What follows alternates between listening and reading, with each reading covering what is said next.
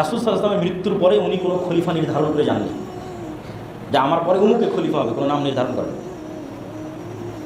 3 দিন লেগেছে সাহাবীদের ফায়সালা করতে পরবর্তী খলিফা আবু বকর রাদিয়াল্লাহু তাআলা। আল্লাহর নবী যদি বলেই যেতেন অমুক খলিফা, তাহলে খেলাফতের যে সিস্টেম, এই সিস্টেমটা তৈরি হতো না। খেলাফতের সিস্টেমে এক শাসক তার পরের শাসককে নির্ধারণ করে যাবে, এই ধারণার বাইরে বের হয়ে যোগ্য ব্যক্তিকে নির্ধারণ করতে হবে, এটাই হলো খেলাফতের নিয়ম। বাদশাহ তার পরবর্তী কোনো আত্মীয় স্বজনকে দায়িত্ব দিয়ে যাবে, এটা নয়।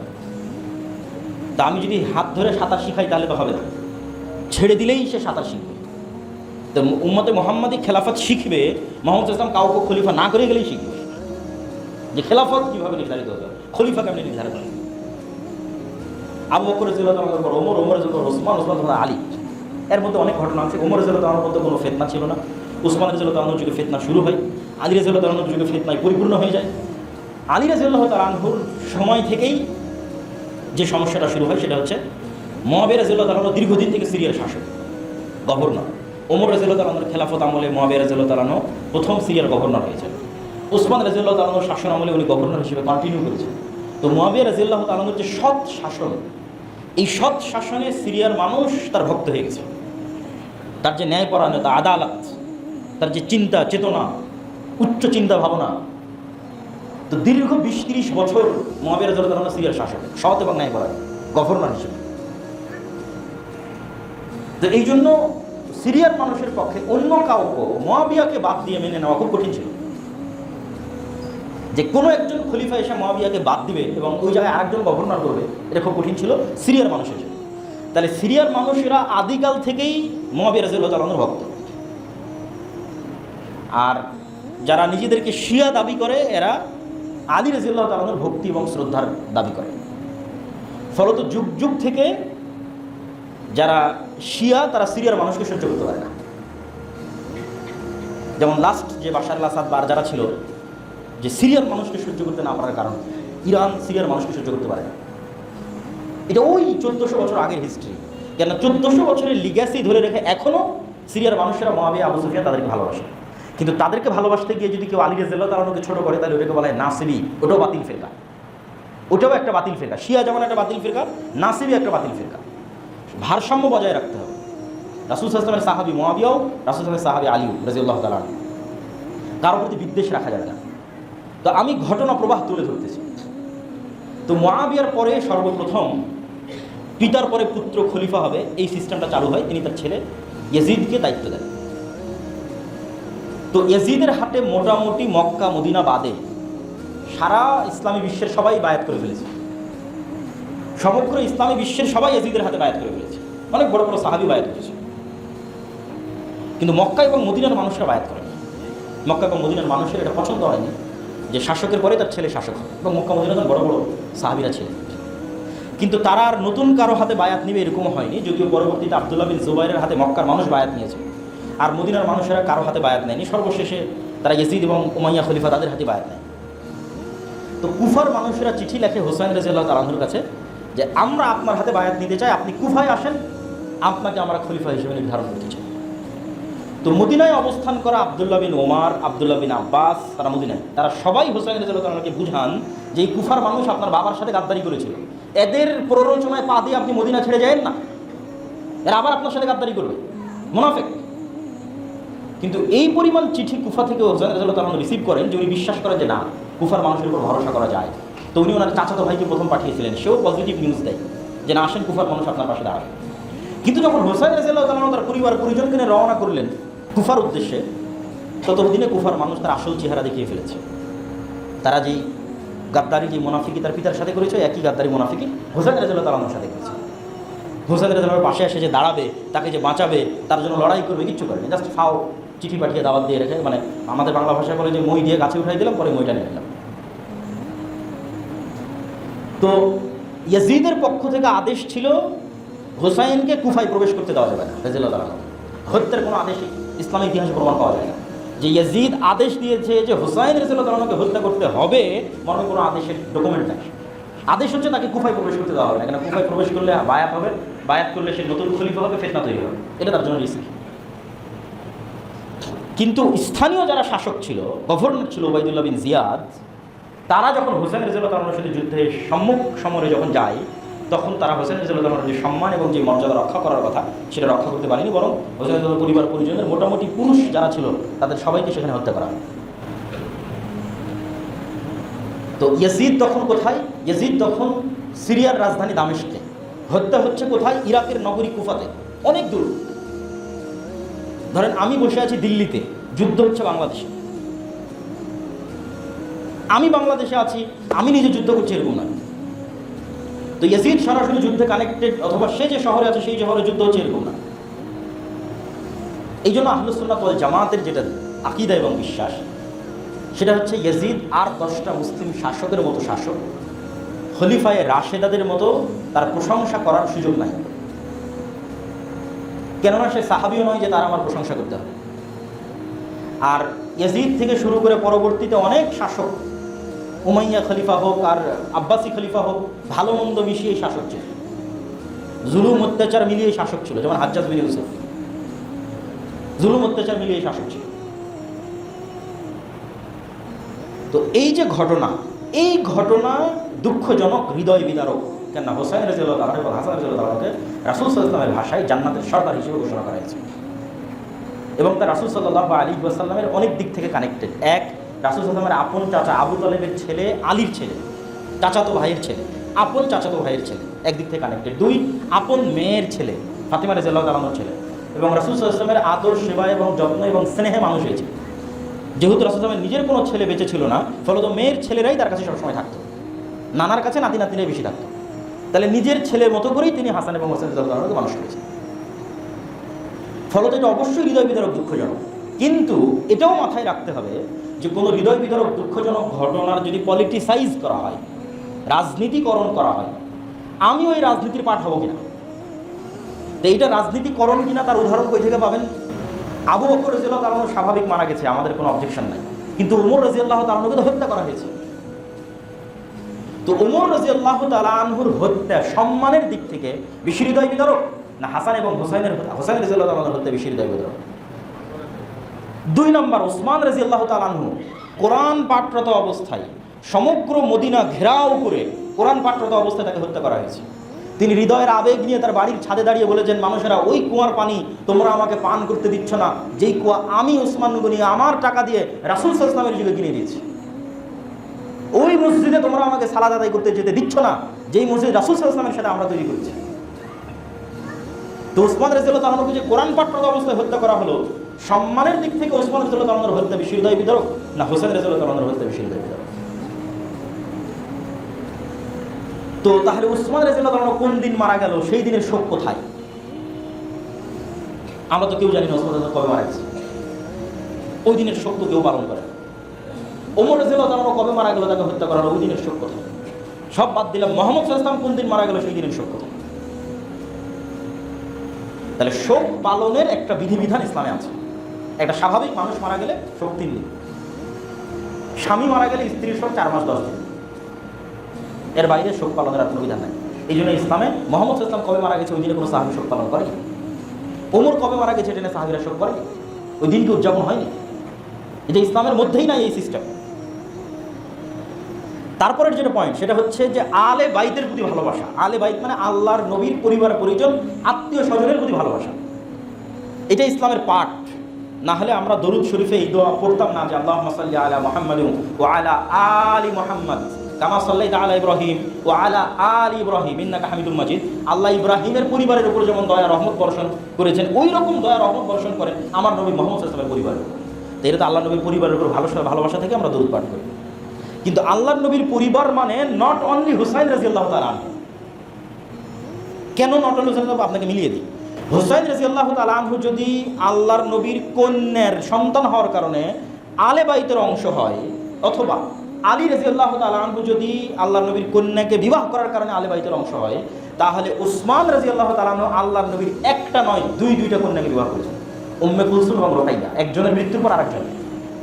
তাহলে ফাতেমার হাজব্যান্ড, ফাতেমা রাদিয়াল্লাহু তাআলা আনহার স্বামী, ফাতেমার স্বামী হওয়ার কারণে যদি ভালোবাসার পাত্র হয়, একই কারণে আল্লাহর নবীর 2 কন্যার স্বামী হওয়ার পরেও উসমান কেন ঘৃণার পাত্র হবে? নাউজুবিল্লাহ। তাহলে এটা আলে বাইতের প্রতি ভালোবাসা নয়, এটা পলিটিক্স। আলী বাইদের প্রতি ভালোবাসা হলে এক মেয়েকে বিবাহ করে চালিয়ে যাবে কেন, দুই মেয়েকে বিবাহ করেছে ওসমান রাদিয়াল্লাহু তাআলা। ধরলাম যে আলী রাদিয়াল্লাহু তাআলা আনহু রাসূল সাল্লাল্লাহু আলাইহি ওয়াসাল্লামের আপন চাচার ছেলে, রাসূলের আপন চাচা আবু তালেব, তার ছেলে আলী। তাহলে রাসূল সাল্লাল্লাহু আলাইহি ওয়াসাল্লামের চাচা তো ভাই হওয়ার কারণে যদি আলী রাদিয়াল্লাহু তাআলা ভালোবাসার পাত্র হয়, তো রাসূল সাল্লাল্লাহু আলাইহি ওয়াসাল্লামের আর চাচা ছিল না? হামজা ইবনে আব্দুল মুত্তালিব, আব্বাস ইবনে আব্দুল মুত্তালিব, আব্বাস ইবনে আব্দুল মুত্তালিবের ছেলে আব্দুল্লাহ বিন আব্বাস হাজার হাজার হাদিস বর্ণনা করেছে। তাহলে আপনি একই সময়ে আলী ইবনে আবি তালেবের প্রতি ভালোবাসা রাখবেন আর আব্বাস ইবনে আব্দুল মুত্তালিবের প্রতি বিদ্বেষ রাখবেন, তাহলে এটা আলে বাইতের প্রতি ভালোবাসা না। ডাল মে কুছ কালা হয়, এখানে অন্য কোনো প্রবলেম আছে, অন্য কোনো সমস্যা আছে। আর বড় বড় আলেম ওলামা সবাই একমত, কেন এই বিষয়ে কোরআনের আয়াত সরাসরি অবতীর্ণ হয়েছে যে রাসূল সাল্লাল্লাহু আলাইহি ওয়াসাল্লামের স্ত্রীরাও আলে বাইতের অংশ। সূরা আহজাবের মধ্যে আল্লাহ বলছেন, ইয়া নিসা আন-নবী লাস্তুন্না কাআহাদিম মিনান নিসা, হে নবীর স্ত্রীগণ তোমরা অন্য মহিলাদের মতো নও। বলতে বলতে সবশেষে বলছেন যে আহলাল বাইত, তোমরা হচ্ছে আহলে বাইতের অংশ, মানে রাসূল সাল্লাল্লাহু আলাইহি ওয়াসাল্লামের পরিবারের অংশ। তা রাসূল সাল্লাল্লাহু আলাইহি ওয়াসাল্লামের স্ত্রীরা যদি আলে বাইতের অংশ হয়, তাহলে রাসূল সাল্লাল্লাহু আলাইহি ওয়াসাল্লামের কন্যা আপনার কাছে ভালোবাসার পাত্র ফাতেমা রাদিয়াল্লাহু তাআলা আনহা, তার ছেলে মেয়ে হাসান হোসেন ভালোবাসার পাত্র, কিন্তু আল্লাহর নবী যাকে ভালোবাসেন আয়েশা রাদিয়াল্লাহু তাআলা আনহা, তিনি আপনার কাছে ঘৃণার পাত্র। তাহলে তো আপনি আলে বাইতের প্রতি ভালোবাসা রাখেন না। আয়েশা রাদিয়াল্লাহু তাআলা আনহা আল্লাহর নবীর স্ত্রী, তিনিও আলে বাইতের অংশ, তাহলে ফাতেমাকে ভালোবাসলে আয়েশাকে কেমনে ঘৃণা করতে পারে? শুধু তাই নয়, আজকের যারা নিজেদেরকে আলে বাইতের ভালোবাসার দাবিদার, বিশেষ করে ইসনা আশারিয়া যারা শিয়া, তারা যেই পরিমাণ বিদ্বেষ ওমর রাদিয়াল্লাহু তাআলা আনহুর প্রতি রাখে, আবু বকর রাদিয়াল্লাহু তাআলা আনহুর প্রতি রাখে, এবং আবু বকর রাদিয়াল্লাহু তাআলার মেয়ে আয়েশা রাদিয়াল্লাহু, আবু বকর রাদিয়াল্লাহু তাআলা আনহুর কন্যা আয়েশা রাদিয়াল্লাহু তাআলা আনহার প্রতি রাখে, এই বিদ্বেষ মাপার কোনো যন্ত্র দুনিয়াতে নাই, যেই চরম লেভেলের বিদ্বেষ তারা রাখে। অথচ রাসূল সাল্লাল্লাহু আলাইহি ওয়াসাল্লাম, সাহাবীরা বলছেন, আলী রাদিয়াল্লাহু তাআলা আনহু বলছেন, উসমান রাদিয়াল্লাহু তাআলা আনহু বলছেন যে আল্লাহর নবী তার জীবনের যে ঘটনাই বলা শুরু করুক, ধরেন আপনি আমাকে ফোন দিয়েছেন যে আব্দুল্লাহ ভাই আপনি কোথায় আছেন, কে কে আছে আপনার সাথে, তো বলে আমি আছি আর আব্বু আছে, অথবা আমার ভাই আব্দুর রহমান আছে বা আব্দুর রহিম আছে। আবার আর একদিন আমি একটা গল্প শোনাচ্ছি আপনাদেরকে, আমি কক্সবাজারে গেছিলাম, আমি ছিলাম আর অমুক ছিল, আমি রংপুর গেছিলাম, আমি ছিলাম আর অমুক ছিল। তো আমার জীবনের ঘটনার সাথে সবসময় আর দুটো মানুষের নাম আপনি শুনতে পাবেন, মানে একটা ঘটনাও এমন পাওয়া যায় না যেই ঘটনায় ওই দুটো মানুষের নাম আল্লাহর নবী বলে না গল্পের সময়, যে আমি আজকে ওখানে গেছিলাম, আমি আবু বকর আর ওমর, আমরা ওখান থেকে বের হয়েছিলাম, আমি আবু বকর আর ওমর, আজকে এক জায়গায় দাওয়াত ছিল, দাওয়াত খেতে গেছে, আমি আবু বকর আর ওমর। তাহলে মুহাম্মদ সাল্লাল্লাহু আলাইহি সাল্লামের 24 ঘন্টার সবচেয়ে বেশি সময় যেই দুইজনের সাথে কাটে, সেই দুইজন হচ্ছেন আবু বকর এবং ওমর রাদিয়াল্লাহু তাআলা। এখন আশ্চর্যজনক, দুঃখজনক হলেও সত্য যে ইহুদিদের কাছে মুসা আলাইহিস সালামের সাথে যারা ছিল তারা জনপ্রিয়। মুসা আলাইহিস সালামের খাদেম ইউশা বিন নুন খিজিরের সফরে গেছিল, তো মুসা আলাইহিস সালামের সাথে যারা ছিল, মুসা আলাইহিস সালামের ভাই হারুন, তারা ইহুদিদের কাছে জনপ্রিয়, সম্মানের পাত্র। খ্রিস্টানদের রাস্তাঘাট, কল কলেজ কারখানা সবকিছু ঈসা আলাইহিস সালামের যে 12 জন হাওয়ারি ছিল ওই 12 জনের নাম। তাহলে ঈসা আলাইহিস সালামের সঙ্গী 12 জন খ্রিস্টানদের কাছে সম্মানের পাত্র, ইহুদিদের কাছে মুসা আলাইহিস সালামের সঙ্গী সম্মানের পাত্র। আর এই রাফিজিদের কাছে আমার নবী মুহাম্মদ সাল্লাল্লাহু আলাইহি ওয়াসাল্লাম কতটা খারাপ হলে মুহাম্মদ সাল্লাল্লাহু আলাইহি ওয়াসাল্লামের সাথে যারা সবসময় থাকতো ওদের প্রতি এদের সবচেয়ে বেশি বিদ্বেষ। তাহলে আমার নবীকে দোষ দেওয়া, ইহুদি খ্রিস্টানদের চেয়ে তো খারাপ হয়ে গেল। আমার যদি আবু বকর এবং ওমর খারাপ হয় তাহলে 100% আমার নবী খারাপ, নাউজুবিল্লাহ। তাহলে আবু বকর এবং ওমরের প্রতি বিদ্বেষ পোষণ করা তো বহু দূরের কথা, ভালোবাসা থাকলে ওটা ইমানের অংশ, আর না থাকলে বিদ্বেষ থাকলে কাফের হয়ে যেতে পারে। তো এবার আমরা চলে আসি যেটা আমরা বারবার বলছিলাম যে কি পলিটিক্স, যেই পলিটিক্সের কারণে শুধু হুসাইন রাদিয়াল্লাহু তাআলা আনহু এবং তার ছেলে মেয়েদের নিয়ে আমি ব্যস্ত হয়ে গেলাম, এমনকি হাসান রাদিয়াল্লাহু তাআলা আনহুকে অতটা গুরুত্ব দিলাম না। এই পলিটিক্সটা হচ্ছে পারস্য বা ফুরস, এর আগে থেকেই জাতিগতভাবে তাদের নিজেদেরকে একটু আলাদা চিন্তা করে। এই জন্য ইসলাম যত জায়গায় প্রবেশ করেছে সব জায়গায় ইসলামের কারণে ভাষা পর্যন্ত মানুষের চেঞ্জ হয়ে গেছে। কোথায় স্পেনের মানুষের কোনোদিন ভাষা আরবি ছিল না, কিন্তু ইসলাম যখন ওখানে ঢুকেছে মানুষরা নিজের ভাষা ভুলে গেছে, আরবি সবাই শিখে গেছে। প্রথম যেখানে ইসলামের ভাষা গ্রহণ করেনি এটা হচ্ছে ফুরস, পারস্য, আজকের যেটা ইরান। ফার্সি ভাষার যে ইতিহাস এবং ঐতিহ্য, তো এই পারস্য সাম্রাজ্যের পুরো পতন হয় ওমর রাদিয়াল্লাহু তাআলা আনহুর হাতে। আর এই পারস্য সম্রাটের কোনো একজন কন্যা যুদ্ধ বিজয়ের পর ওমর রাদিয়াল্লাহু তাআলা আনহু নিজে হোসাইন রাদিয়াল্লাহু তাআলা আনহুর সাথে বিবাহ দেন। এই লিঙ্কটা ওরা ঐতিহ্য হিসেবে ধারণ করেছে যে আমাদের পারস্য সাম্রাজ্যের যে ইতিহাস, এই ইতিহাসের একটা পার্ট হোসেন রাদিয়াল্লাহু তাআলার সাথে কানেক্ট হয়ে গেছে। ফলত হোসেন রাদিয়াল্লাহু তাআলাকে সম্মান করা, গ্লোরিফাই করা, দ্যাট মিনস আমরা আমাদের অতীত পারস্য সাম্রাজ্যকে গ্লোরিফাই করতেছি। আর এই হৃদয় বিদারক গল্প বানিয়ে এইটার ভিকটিম করব হচ্ছে যারা পলিটিক্সে আমাদের বিরোধী, তাদেরকে ভিকটিম করব। আয়েশা রাদিয়াল্লাহু তাআলা আনহা, ওমর রাদিয়াল্লাহু তাআলা আনহু, ওসমান রাদিয়াল্লাহু তাআলা আনহু আলে বাইতের কারণে নয়, কেন আমি আগেই প্রমাণ দিয়েছি এনারা সবাই আলে বাইতের অংশ। এবং যে যাকে নিয়ে সবচেয়ে বেশি মতবিরোধ তার বিষয়ে একটা আশ্চর্যজনক তথ্য দিই। মুআবিয়া রাদিয়াল্লাহু তাআলা আনহু তো সাহাবী, মুআবিয়া রাদিয়াল্লাহু তাআলা আনহুর পিতা আবু সুফিয়ান সাহাবী। এটা ঠিক যে আবু সুফিয়ান রাদিয়াল্লাহু তাআলা আনহু মক্কা বিজয়ের পূর্ব পর্যন্ত মক্কার কুরাইশদের সর্দার, বদরের যুদ্ধে আল্লাহর নবীর বিরুদ্ধে, উহুদের যুদ্ধে আল্লাহর নবীর বিরুদ্ধে নেতৃত্বে, খন্দকের যুদ্ধে আল্লাহর নবীর বিরুদ্ধে নেতৃত্বে, মানে মক্কার কুরাইশদের আবু জাহালের পরে সবচেয়ে বড় সর্দারের একজন আবু সুফিয়ান রাদিয়াল্লাহু তাআলা আনহু। কিন্তু মক্কা বিজয়ের সময় তিনি ইসলাম গ্রহণ করেন। তো এইটার কারণে কি তাকে, তার প্রতি কোনো অসম্মান, তার প্রতি কোনো দোষ ত্রুটি দেওয়ার সুযোগ আছে কিনা, এই প্রশ্নের উত্তর হচ্ছে যত সাহাবী ইসলাম গ্রহণ করেছে এরা সবাই আগে কোনো না কোনোভাবে মুহাম্মদ সাল্লাল্লাহু আলাইহি ওয়াসাল্লামের শত্রু ছিল। ওমর রাদিয়াল্লাহু তাআলা নিজেই ছিল, খালিদ বিন ওয়ালিদ নিজেই ছিল, আমর ইবনে আল-আস নিজেই ছিল। খালিদ বিন ওয়ালিদ আর আমর ইবনে আল-আস তো গোটা মুসলিম বিশ্ব বিজয় করেছে। দুই খালিদ বিন ওয়ালিদ তো মুহাম্মদ সাল্লাল্লাহু আলাইহি ওয়াসাল্লামের শত্রু ছিল। তো যেহেতু মুহাম্মদ সাল্লাল্লাহু আলাইহি ওয়াসাল্লাম সত্যের দাওয়াত নিয়ে এসেছে, প্রথমে তো মানুষ শত্রুতা করবে, নাহলে আবু জাহালের ছেলে ইকরিমা তাকে কি করবেন, আপনি কি বলবেন? যারা মিথ্যা নবীর দাবিদার হয়েছিল ওমর, আবু বকর রাদিয়াল্লাহু তাআলা আনহুর যুগে, তাদের বিরুদ্ধে সবচেয়ে বড় সেনাপতি ছিল আবু জাহালের ছেলে ইকরিমা মুসলমানদের পক্ষে। তখন আবু জাহালের ছেলে জন্য আপনি ঘৃণা করবেন, এই সুযোগ ইসলামে নাই। ইসলামের মানদণ্ড ভিত্তি হচ্ছে ঈমানের উপর। ইসলাম গ্রহণ করেছে সব শেষ, ইসলামের জন্য কাজ করেছে অতীতের সব শেষ। তো আবু সুফিয়ান রাদিয়াল্লাহু তাআলা আনহু বা উমাইয়া বংশ যারা, এরাও মুহাম্মদ সাল্লাল্লাহু আলাইহি ওয়াসাল্লামের বংশধারার সাথে কানেক্টেড, যেটাকে আমরা কুরাইশ বলি। রাসূল সাল্লাল্লাহু আলাইহি ওয়াসাল্লামের পরদাদা হচ্ছে আব্দে মানাফ। আব্দে মানাফের দুই ছেলে, এক ছেলের নাম হাশেম আর এক ছেলের নাম আব্দে শামস। হাশেমের বংশধর হচ্ছে আব্দুল মুত্তালিব, মুহাম্মদ সাল্লাল্লাহু আলাইহি ওয়াসাল্লাম, আর আব্দে শামসের বংশধর হচ্ছে উমাইয়া হারব আর আবু সুফিয়ান। তাহলে আবু সুফিয়ান এবং তাদের বংশধরেরা ইব্রাহিমী এবং ইসমাইলি রক্তের উত্তরসূরি, এবং মুহাম্মদ সাল্লাল্লাহু আলাইহি ওয়াসাল্লামের যে কুরাইশ বংশ, এই কুরাইশ বংশের উত্তরসূরি। এক নম্বর। দুই নম্বর, আবু সুফিয়ান রাদিয়াল্লাহু তাআলা আনহুর কন্যা উম্মে হাবিবা, এটা অনেকেই জানে না, অথচ এটা প্রতিষ্ঠিত সত্য, এটা জানা দরকার, মানুষের বলা দরকার যে আবু সুফিয়ান রাদিয়াল্লাহু তাআলা আনহুর কন্যা উম্মে হাবিবা, যিনি মুআবিয়া রাদিয়াল্লাহু তাআলা আনহুর বোন, তিনি রাসূল সাল্লাল্লাহু আলাইহি ওয়াসাল্লামের স্ত্রী। তা আবু সুফিয়ান রাসূল সাল্লাল্লাহু আলাইহি ওয়াসাল্লামের শ্বশুর, আর মুআবিয়া রাদিয়াল্লাহু রাসূল সাল্লাল্লাহু আলাইহি ওয়াসাল্লামের সম্বন্ধী অথবা শালা। তাহলে আপনি তাদেরকে কোথায় থেকে আলে বাইতের বাইরে বের করবেন আর তাদের প্রতি বিদ্বেষ পোষণ করবেন? তিন নাম্বার, সর্বশেষ, আবু সুফিয়ান রাদিয়াল্লাহু তাআলা আনহু সাহাবী, মুআবিয়া রাদিয়াল্লাহু তাআলা রাসূল সাল্লাল্লাহু আলাইহি ওয়াসাল্লামের সাহাবী। একজন সালাফে সালেহিনের বক্তব্য দিয়ে এই পয়েন্টটা শেষ করব যে ওমর ইবনে আব্দুল আজিজ উমাইয়া বংশের একজন শাসক, যার ন্যায় পরায়ণতার কারণে মানুষ মনে করত যে তিনি পঞ্চম খলিফা হওয়ার যোগ্য। চারটে খোলাফায়ে রাশিদিনের পরে তিনি পঞ্চম খলিফা হবেন। তো তার সম্মান বাড়াতে বাড়াতে অনেকেই তাকে মুআবিয়া রাদিয়াল্লাহু তাআলা আনহুর চাইতে বেশি সম্মান দেওয়ার চেষ্টা করতেন। তখন সালাফে সালেহিনরা বললেন যে ওমর ইবনে আব্দুল আজিজের সারা জীবনের আমল আর মুআবিয়া রাদিয়াল্লাহু তাআলা আনহুর একটা রাকাত সালাত, একটা সিজদা, যা তিনি মুহাম্মদ সাল্লাল্লাহু আলাইহি সাল্লামের সাথে আদায় করেছেন, এমত অবস্থায় যে তিনি মুহাম্মদ সাল্লাল্লাহু আলাইহি সাল্লামকে নবী হিসেবে ঈমান রাখেন, বিশ্বাস রাখেন, আল্লাহকে রব এবং ইলাহ হিসেবে বিশ্বাস রাখেন, ওমর ইবনে আব্দুল আজিজের সারা জীবনের আমলের চেয়ে শ্রেষ্ঠ। আর এটার পিছনে আল্লাহর নবীর হাদিস দলিল। আল্লাহ নবী বলছে, দুনিয়ার মানুষ, তোমরা উহুদ পাহাড়ের সমান দান করে আমার একজন সাহাবীর এক মুষ্টি স্বর্ণ দামের সমান নেকি অর্জন করতে পারবে না।